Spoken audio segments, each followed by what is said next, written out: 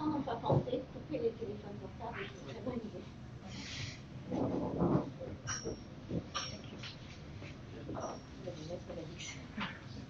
Bonjour, bonjour. Je suis Myriam Lewkowicz, professeure à l'Université de Technologie de Troyes et j'ai l'honneur de présider ce jury de thèse de Alix Ducros que nous allons entendre aujourd'hui. Donc, je vais d'abord présenter les membres du jury et vous expliquer comment cette soutenance va se dérouler. Et je laisserai ensuite la parole à Alix pour 45 minutes de présentation, puis les questions. Donc, le jury est composé de M.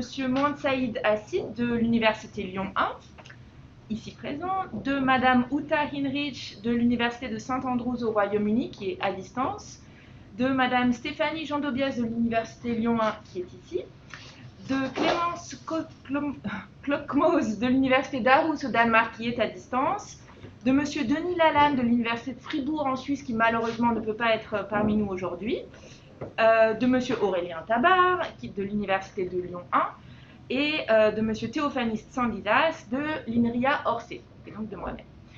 Donc, après avoir écouté Alix pendant 45 minutes, il y aura des questions.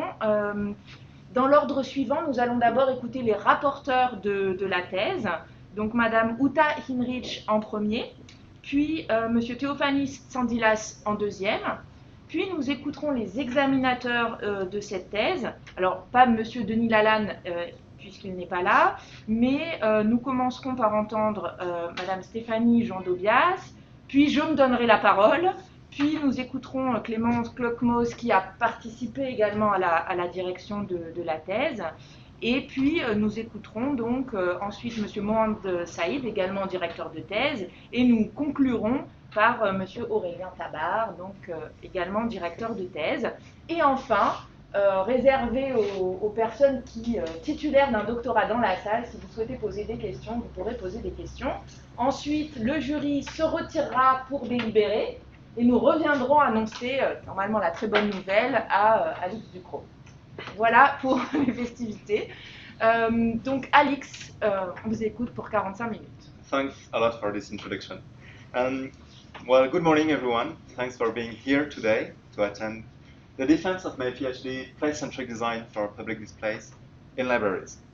That was made under the direction of Clemens Klokmose and Aurélien Tabard, and under the patronage of Mohand-Hacid. And let's start with a few words of introduction. So let me present the context of my thesis and the motivation of my work. And out of context, let me have a few words about public libraries. I'm sure most of you are already extremely familiar with this place, but their importance in the life of a country may exceed what you thought. In France, for example, 3 years ago, more than 1/4 of the population went to a public library. That's more than 80 million people. And we can easily understand why it's so popular. Not only is it a historical third place, that is a place that is neither work nor home, where you can go to meet other people from different backgrounds and communities, but it's also one of the only, if not the only place where you can have an access to culture, books, movies, internet, and all that for free. And without surprise, over the last decades, libraries evolved a lot. Now that information is available everywhere you have internet, they had to rethink their role in the society. And they now offer extensive digital collections of ebooks, music streaming, etc. They also offer a set of digital services for those who are without internet or computer access, or seeking training. And most interesting to us, they also host an increasing number of events. If we take the case of Lyon here, before COVID, it was more than 4,000 events that were organized yearly. And in smaller cities, sometimes it's the library who is responsible for the whole cultural activity of the community.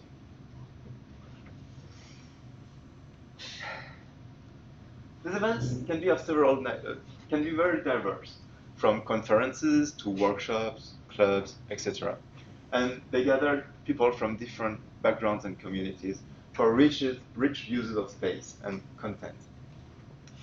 Moreover, in line with the mission of libraries to give access to knowledge and documents, all these events are the occasion for patrons, but also librarians, to curate and create new knowledge, new content, and documents. Of course, from librarians, it can be bibliographies or curated videos, but patrons also create content that has value. However, this multiplication of events comes with a set of new challenges, of course. First, regarding their communication. Libraries are places that are already filled with information and signs about collections and services or places. And information about events can very easily get lost in this mass. Then there's also the fact that in the current system, events just vanish once they're passed and leave no trace in the agenda, the website, nor in the space. And then it's also linked to the fact that most of this content I just discussed about is digital, and digital content do not have a place, a physical place in the library yet. What's very interesting about libraries is that it's a place that is built to allow the systematic exploration of documents and knowledge by moving yourself in the place. You can go to the arts, then to the society department, go to a specific shelf, search for a specific topic or a specific author, and all that just by moving yourself. And this principle is difficult to apply to content that is related to events or digital content that are outside of this historical place dedicated to books. Yet, I hope. From what I just presented and the title of my thesis, you may have understood that the relation to place is something that I wanted to explore a bit further. And we may ask this question, what's the space? What's a place, sorry? And previous work in this domain identified three main dimensions of place. First, there's the spatial dimension. That is the architecture of the place, how it is the walls around, corridors, the colors, the lighting, but also the human dimension of the place, or the social-cultural context. That is, who are the people inhabiting the place and what are their activities? And then the third dimension is how do those evolve through the time of the day or in reaction to specific events? And to design for a specific place, one has to consider all those dimensions all along the design process. And as I consider the challenge I mentioned earlier, I have a strong relation to the library as a place, I decided to address it through the lens of place-centric design. And more specifically, in order to give digital content a physical presence in the space, I decided to explore the use of public displays. Of course, not only because of their obvious physical presence they give to all their content display, but they also offer a very familiar, reliable, and somewhat affordable medium to display dynamic content. And now that we talked a bit about the context and the motivation of this work, let me present briefly the steps I will take to present my quest in designing place-centric public displays in libraries. First, I will present the making and the evaluation of a collaborative sketching tool designed to support place-centric design. Then, I will present the results from a series of co-design workshops with librarians with the aim to design new digital services. And finally, I will present my implementation of place-centric public displays in the field and what we can learn from it.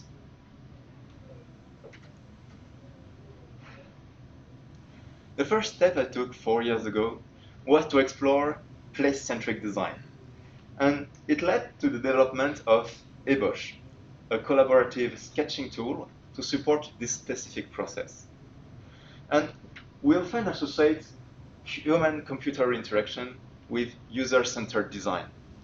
However, now with the advent of ubiquitous computing and the multiplication of public displays, a user cannot be the sole focus of a designer anymore. Especially because once you're in a public place, you don't really know who will be the user of your device. And moreover, once you are installing something somewhere, the installation context and all the dimensions of the place become very important. To consider those dimensions, situated design activities have been proposed in previous literature. That is, design activities that happen in the place you are designing for. Among them, the term body storming covers practices that, to put it simply today, are similar to brainstorming, but instead of using post-its to sort out your ideas, you use your body to express them. And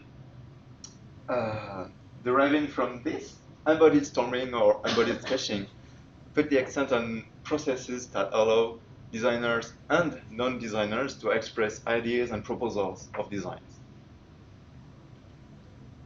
Taking inspiration from this, our workshop process we organized could be divided in 3 main steps.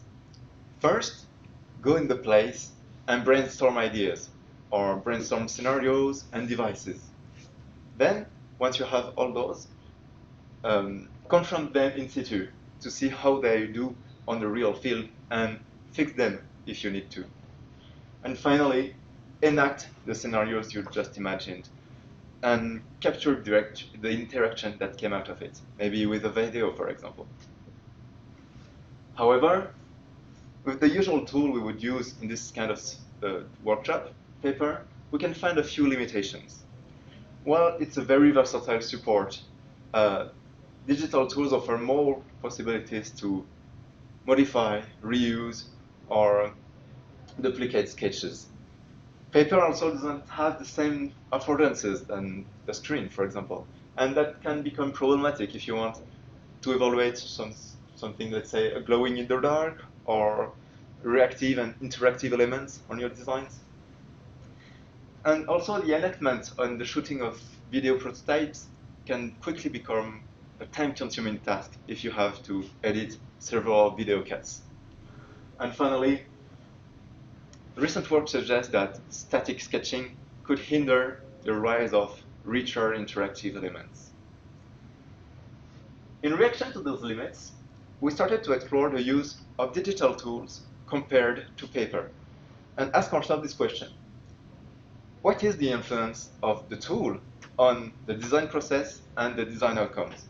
And to be more specific, how the scenarios and the ideas integrate in space and the contextual activities, but also how interactive are the design ideas using either tool.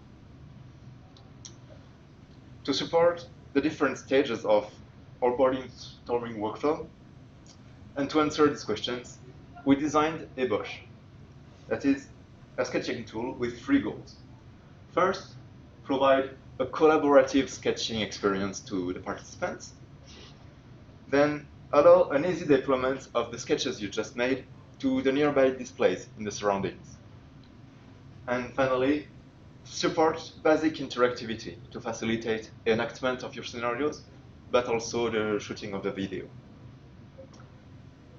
The workflow goes a bit like this. First, designers could go to the place they want to design for.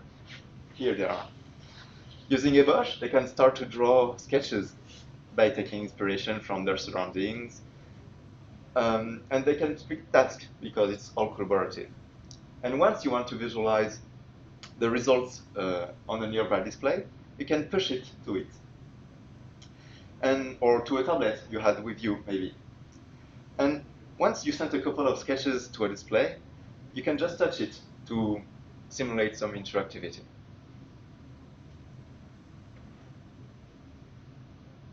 Behind the scene, eBush was developed as a web application. Its complexity was cut down a lot to adapt to our very time-constrained workshops, and also a lot of our participants were very novice to sketching activities. We refined it through the 6 workshops in order to make it sure that it would fit our work process, but also overcome the challenges of deploying it in the field. Some of the most notable problems were, well, the reliability of the public Wi-Fi, and also the very cumbersome process of setup display in the field. Technically, eBosh is a view application that embeds tools for creating, duplicating, and deploying sketches. The center of the screen is a collaborative sketching canvas that is powered by WebStraight, a research prototype of shareable dynamic media. And all the data is stored in CouchDB in order to have reactive abilities across the tablets and the surrounding displays. And let's talk a bit about the study we conducted. After 4 pilot studies, we invited 8 pairs of designers, 6 of them from a design school and 2 professional designers specialized in public displays, to work on paper and eBosh during 2 tasks of 30 minutes each. The first task took place in a library setting, and designers were asked to design a system for communicating upcoming events. The second task took place in a more constrained place, a smart room situation where they had to support remote working scenarios. Each group started by answering a short questionnaire of 10 minutes to express, well, their background and their experience as designers. Then we helped them through a training task to help them learn how to use the tool and what kind of task we would be asking them after. And then during 1 hour, they would do the first task and the second task of 30 minutes. Then, once they were done, they answered a second questionnaire, this time about their feeling during the study and their overall design process they just did. And then at the end, during the 20 minutes interview, they presented to us the video enactment they did during the tasks, as well as a few questions. Across the 8 groups we managed to have an equal number of each, using each tool in each situation and in any order of precedence. Besides the questionnaires and the interview, each group was also video and audio recorded all along the process. And then our main focus during the analysis of the data was on the 25 video enactments that were produced during the study, but also the debrief interviews that were extremely rich in content. Our key points we wanted to analyze was to identify and quantify key elements, such as the interactions that were enacted, or the different use of context, or the different states taken by the screens. A first observation we were able to make is that eBosh encouraged a lot the interactive and reactive elements in the scenarios. For example, here, designer proposed a display that was changing depending on the position of the user in order to invite him to interact. Ideas made with paper were overall more static and featured much less interactive elements. Across all the groups, we were able to observe rich uses of space, but paper, because its malleability, it's so easy to just stick it somewhere to simulate the augmentation of furniture piers or in any form. Here you can see what was the most common way to augment a shelf, for example, just tap it on it. Looking at the sketching process, we observed that the use of eBosh encouraged the designers to iterate a lot more on their design ideas. 5 of the 8 groups we had did significantly modify their sketches during the study. And here is an example of one of the groups trying 4 different versions of a sketch before settling on one. And that is something that we did not observe at all using paper. But overall, designers felt and were more creative with paper, as they explored more ways to integrate with the environment and explore more ways of more form factors. They explored more than just screens. That was the case with eBosh. Here you have example of them proposing banners, projections, tickets, etc. And I'd say that body storming sure has a cost, as it was definitely non-trivial to organize such workshops in the field or even for the study. But because you can experience the place all along the design process, it allows you to uncover technical and social challenges much earlier in the design, and also reveal great opportunities. I think that combined probably with a participatory approach and maybe complementary ways to understand what's the place, maybe maps, for example, it can help us better design for place.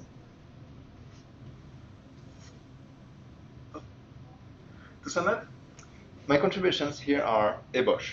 First, a collaborative sketching tool to support place-centric design, and also insights on the use of a digital tool to support body storming. That is, Ebosh encouraging refinement and interactive scenarios, and paper encouraging creativity in both form factor and uses of the context. And now that I had a better understanding of how to design for a specific place and being equipped with an adequate tool, we conducted a series of co-design workshops with librarians to imagine new ways, new digital services or new public displays for the libraries. Of course, we can already find many examples of public displays in libraries. As tools to search and explore the collections of the library. Here on the left, you can see a commercial example that is deployed in the top one library in Aarhus. But also research prototypes. Here are the collection diver and the Bohemian bookshelves, both HTA prototypes. However, if we take a look at the displays that are used to communicate on events, it's a bit different. While they are quite popular and very diverse in their form, they most of the time offer very little interactivity and are kind of closer to a classic poster displaying static content. And if this starts to indicate that events lack digital support, it is confirmed by the ethnographic observations. Over a period of 4 weeks, under the guidance of Raphael Batz, I participated in ethnographic observations of 10 events in libraries.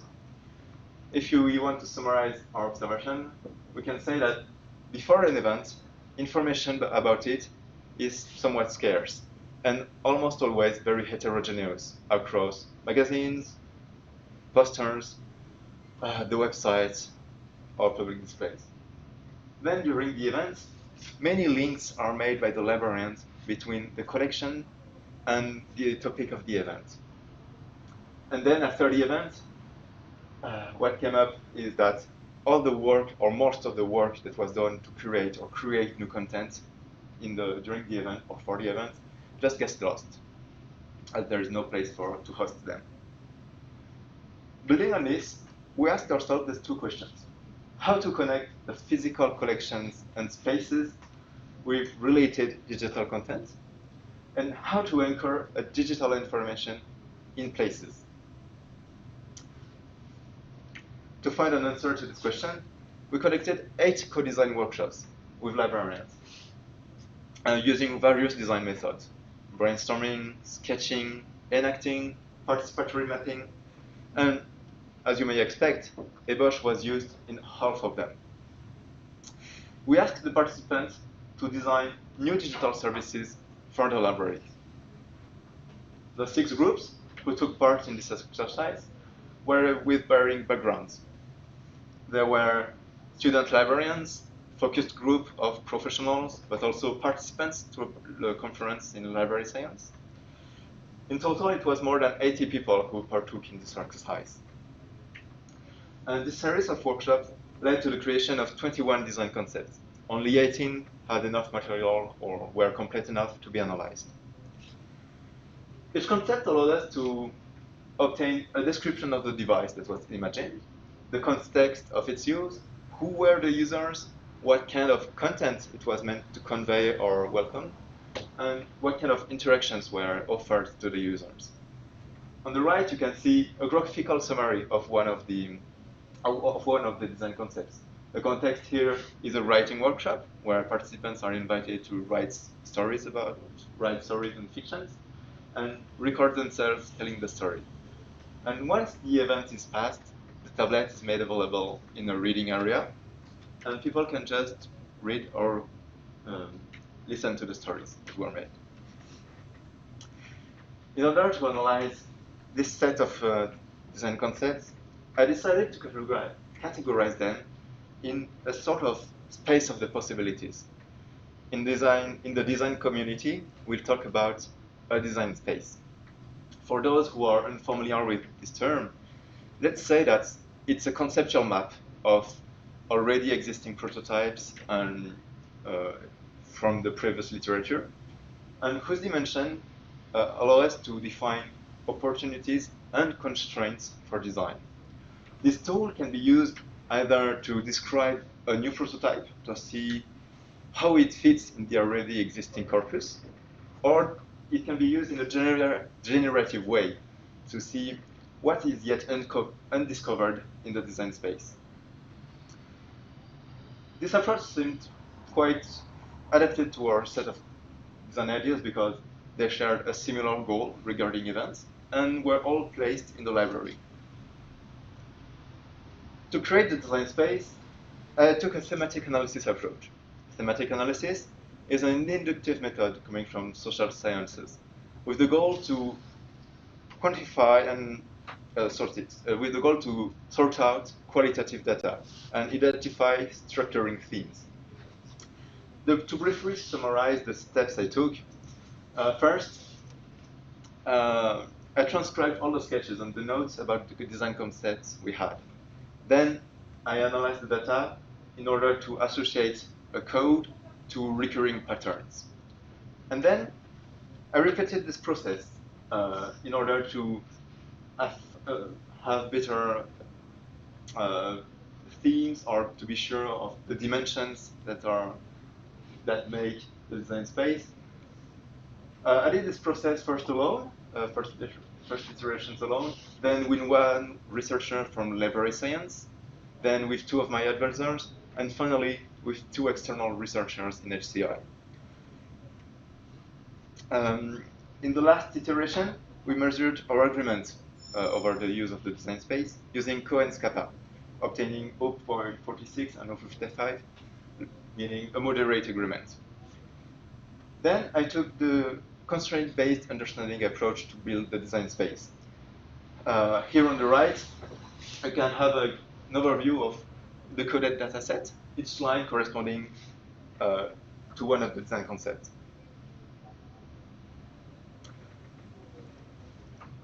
If we take very quickly an example of how it looks like for one design concept, it looks like this. For example, for the concept I just presented before, the actions that are possible for the users are, well, write content, consult an item. It's made of a tablet that is interactive. The content mostly comes from the patrons, etc., etc. In fine, the columns of the design space could be gathered in four main themes. The first one is the interaction-centric theme, where we can describe how the user can interact with the display and what kind of role they have towards it. For example, they can write content, have a personal access, or watch from afar, or have a moderation role of the content that is present in the display. Then the second theme is content-centric. It allows us to describe what kind of content is present on the display. Of course, event information, but also bibliographies, videos from the internet, posts, textual content, reactions, whatever. It also allows us to describe how the display is positioned relative to the collections of the library. The third theme is event-centric. It allows us to describe how the display is used relative to the time of the event. Do we use the display before the event happens, or after, or during? And it also describes how close is it to the place of the event. And the final theme is device-centric, where we can describe what kind of medium is used for this display. Is it an interactive screen, smartphones, or tangible artifacts? This design this design space allows us to identify key expectations and concerns of librarians regarding new digital services and public displays. First, there is a strong will to create links between physical collections and the events that are happening in the library. The use of the digital services are also envisioned before, during, and after the event to serve several goals of communication, archival, and participation. And speaking about participation, it was very important in the view of the librarians to give the possibility to patrons to participate to what's displayed on the display. This way, the public display is not only a communication device, but also an entry point for new content and information. We recently conducted an evaluation of the design space to assess its descriptive power with 4 external HDI researchers that had to use the design space on 2 already existing prototypes from the HDR literature. I won't take too much time on this subject now, but overall, all the participants were kind of agreeing that the design space was adapted to design this kind of system, and they had a moderate agreement during the study. In addition, and deriving from this design space I just presented, we developed what we call a catalog. It's a graphical summary that is aimed at the librarians who were our partners during this project. Our goal by making this is to make results, academic results, available outside of the academic field, and also serve as a collection to spark insights for future development of new digital services. To sum up, my contributions here are twofold. First, a design space of the public displays co-constructed with librarians, and insights on the use of public display, on the expectation librarians have regarding public displays. That is a stronger link between collections and events, support for events before, during, and after its time, and a place to host participations from patrons. And now, equipped with a better understanding of the expectation of the librarians regarding new digital services, I will present my implementation of a public display in the library, Explore. The development of the prototype I will present was to answer 2 questions. First, what technical setup is necessary to achieve place-centric computing in libraries? And how to create a link between events, places, and collections through the use of public displays. The method I use to frame my work is the technology probe approach. The idea here is to deploy a technological artifact in the field with the following goals. First, collect information about its use and the users of the technology in the field. Test the robustness of the probe to see how it does in real settings, and serve as an inspiration for the designers, but also the users, to think of new ways to support their needs. In practice, here is Explore, or some of it. It's a collection of public display prototypes that were deployed in libraries to understand how to leverage place to convey digital content regarding events. The design and development of Explore spanned over 4 years and took place in 2 different libraries. First in Lyon, but also in Aarhus in Denmark. In total, it was 3 different versions that were designed and developed. The first version was designed to explore 2 main goals. First, encourage a visual and interactive exploration of events and collections, but also provide experiences that are adapted to the different places of the library. To design this first version, we collaborated with a focused group of 6 librarians over 6 workshops during a period of 4 months. We produced 5 different design concepts with as many video prototypes of public displays in their library. After a few discussions and a bit of mashup, we settled to develop the first version of Explore with this concept of screens in the shelves. On the left, you can see this concept. The idea is here to provide event information in relation to the shelf it is embedded in. For example, if you're a jazz music aficionado and you get information about an upcoming concert here while you are browsing vinyls. And on the right is the concept of a larger screen, maybe placed in the hall, to give a broader overview of what's happening in the library. After a few months of development and deployment tests, here is the result. This third version is an offline web application divided in two modules. First, the left one is a tablet that you can move around in the shelves depending on the topic you want to talk about.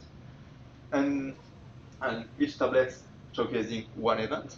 And then on the right, a larger screen placed in the hall of the library to give an overview of the upcoming events. I did a simultaneous deployment of these prototypes in two libraries in Lyon. The main one in Friburg and also a smaller one in the second district. In total, it was 5 tablets and 2 larger screens that were deployed. After 2 months of deployment, here is a summary of the main observations. First, the use of the prototypes was much lower than we expected. And our field observation can explain why. There are not that many people who are wandering through the shelves of the library, and those who do have a specific target in mind, and they're not that interested in watching and even less interacting with a tablet that is installed here. On the other hand, the design and the deployment phase of the prototype with our partner librarians inspired them a lot. First, it helped them realize that a lot of the work they do for each event of curation and creation of article, for example, is totally invisible and not used most of the time. And it also pointed out the waste of event-related documents and content that just disappear once the event is passed, because there's just no place to host it.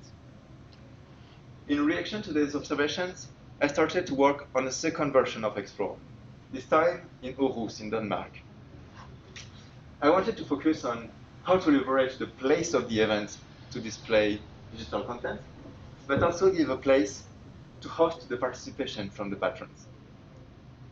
The second version was tailored to support one specific series of events in Doc 1, the Crea Workshop. Happening twice a week, it welcomes children and their families to participate in creative activities. Initially, the deployment was planned for 1 month, but it finally lasted 9 and covered 67 events. As mentioned earlier, one of the goals with this new version was to support participation. This was made possible thanks to a smartphone app that was developed by our Danish partners, Participate, where patrons could post pictures, text, book recommendations for an ongoing event. Each of the posts could then be displayed on the public display, the new version of Explorer. It's a combination of the 2 previous modules. On the right, you can see a timeline of past and upcoming events. And on the left, for each event, you can see a whole collection of content, either realizations from the patrons, book recommendations, videos, posts, etc. Behind the scene, it's a data mashup between the API from the library agenda, the library collections API, and also the app from the data from the app. The public display was installed just in front of the event room in a sort of reading area with couches. This time, the usage of the prototype was much different. The reading area became a meeting place before the event where people could gather and discuss their past realization, but also talk about preparatory materials, for example. And once the event was passed, participants showed a certain excitement to see their realization pop up in the display. To sum up, my contributions here are threefold. First, I presented two prototypes I developed of place-centric public displays that were co-designed with librarians. I presented insights on the difficulty to create this link from collections to events using digital devices, and how to leverage a place to convey related digital content. And this deployment highlighted that a lot of work that is done by the librarians is just not used, and new digital services could help them revalorize their work. Most of the work I presented today appeared in publication from the SIG-Chi community, or are being reviewed for a publication probably next year, hopefully. Moreover, all the source code for the prototypes is freely available on GitHub, and the catalog I talked a bit about earlier is also downloadable at this URL. For now, it's only in French. Due to COVID reasons, we could not finalize the work on a third version that was imagined as for the music department here in Lyon. The idea here was to provide some kind of interactive poster displaying services and contents about what was offered by the music department with a mobile counterpart to access the specific content. However, I managed to secure an investment from Pulsalis to give me 6 months to work on first the industrialization of the prototype of Explore, and also research business opportunities for maybe a new startup, who knows. And that's it for today. If you want to further discuss any of the topic I just presented, I'd be very happy to. Don't hesitate to reach me on Twitter, by mail, or on my Instagram me page for PhDs. I'd like to thank a lot my jury today, more especially Mrs. Hinrichs and Mr. Tsandilas for the review of my manuscript, and also my advisors, without whom it wouldn't have been possible. Thanks a lot. Thank you. So, thank you very much, Alix. You are right on time. So we are first going to listen to Uta Hinrichs to tell us what did she think and to ask you some questions. Uta, can you hear us? Yes, hello, can you hear me? Perfectly well. Great, okay. So first of all, Alix, I would like to congratulate you on your work. I think it's a very impressive body of work you have accomplished, and I think it has been, like, I can see that this has been a challenging endeavor, because I've worked myself in libraries and designing public displays, but I think you had additional challenges of having this international collaboration. So you work with different international libraries and librarians, and as well as, of course, it's hugely interdisciplinary as well, engaging librarians in participatory workshops, getting them to design and participate in design. I'm sure that all has been challenging. So I was wondering over the years, reflecting back, how, like, what are your lessons learned? Like, would you do things in the same way, or would you do things differently, maybe? So it's kind of like a meta question. I'm actually genuinely curious what you think. That's a very good question, and I wish I could describe it more in my manuscript and today during the presentation, but no, definitely I would not have made the same, I wouldn't have followed the same process. It was, of course, very interesting to have the feedback and the involvement of the librarians all along the process, but I think we were mostly interested in body-storming activities, and I think it cannot be used alone in a place-centric design process. That's something that I just touched a bit about in my manuscript, but at the end, with the music department, we started to use other ways to consider place. That was using maps, participatory mapping with the participants.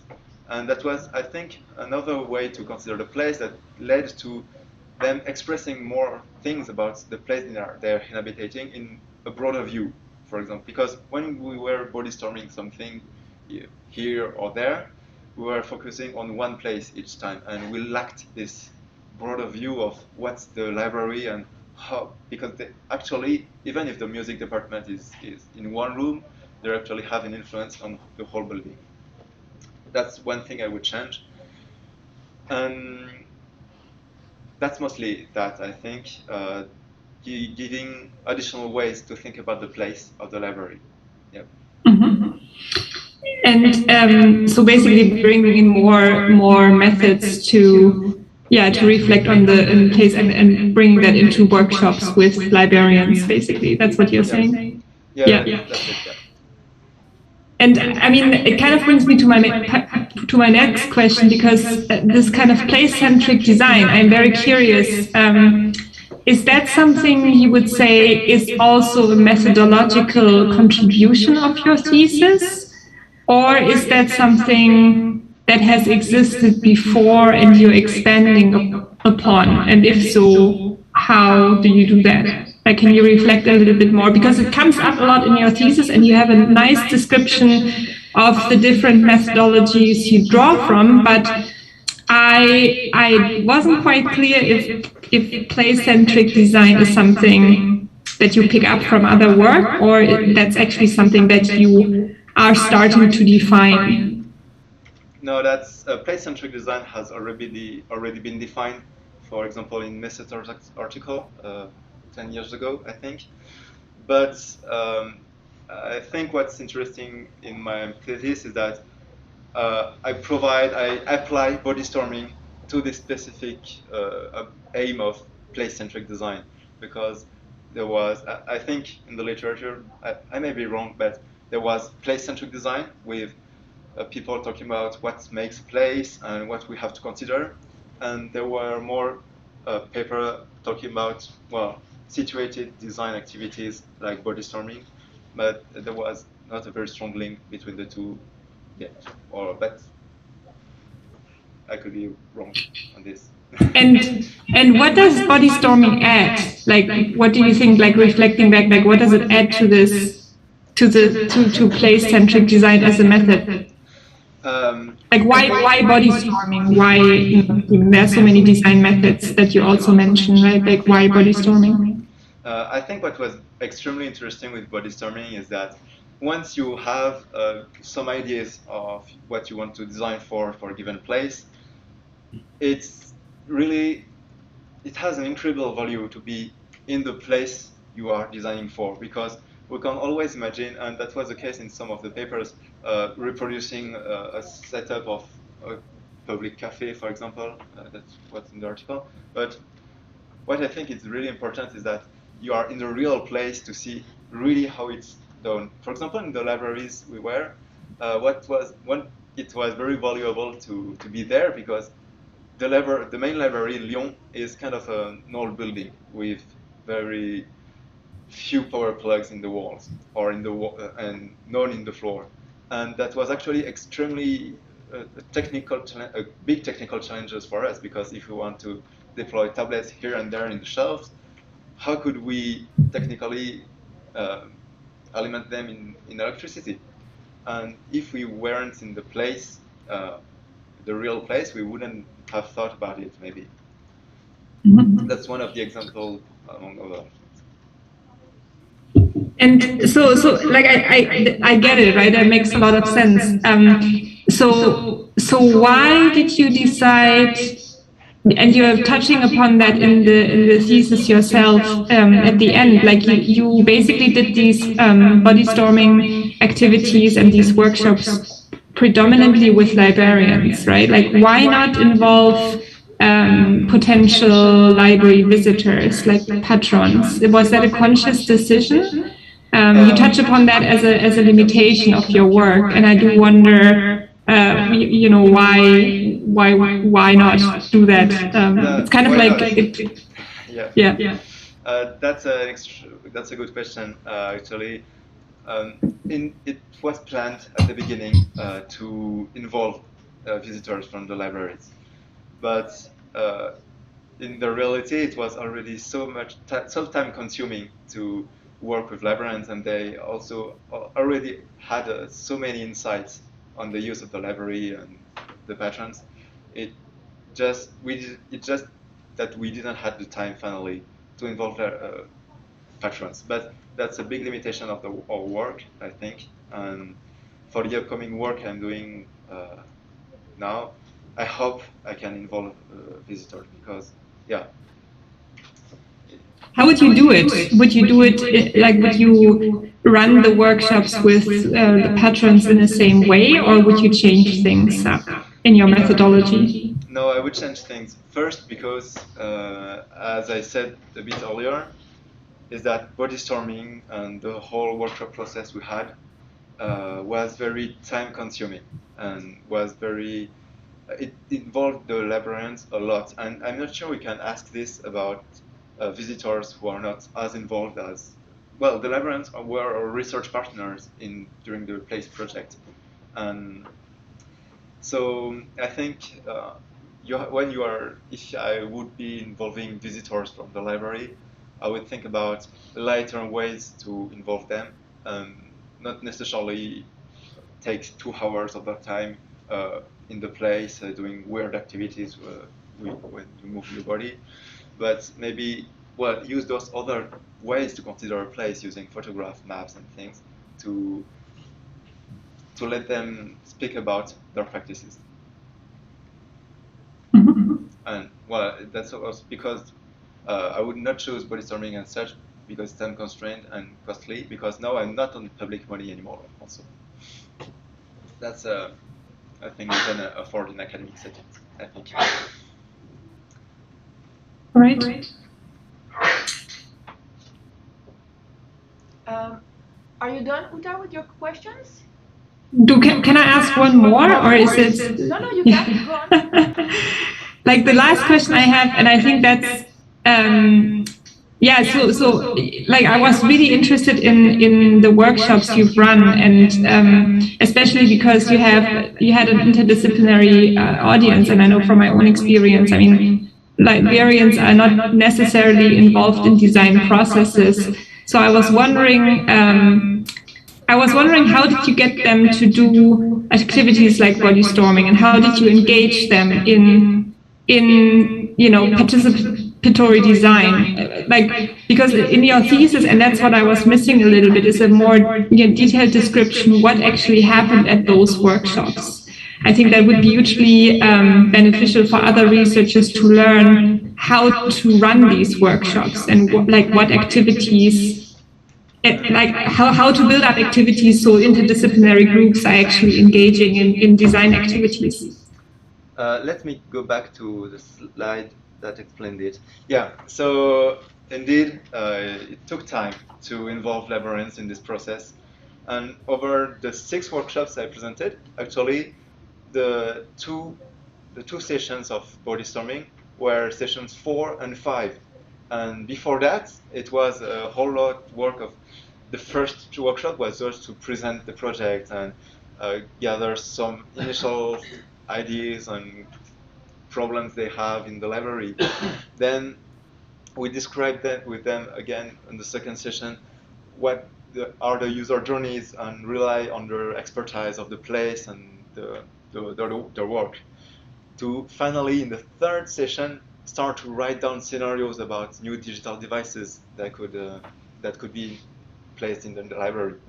To finally, in the fourth and fifth session, start the whole body storming and iterative process with them.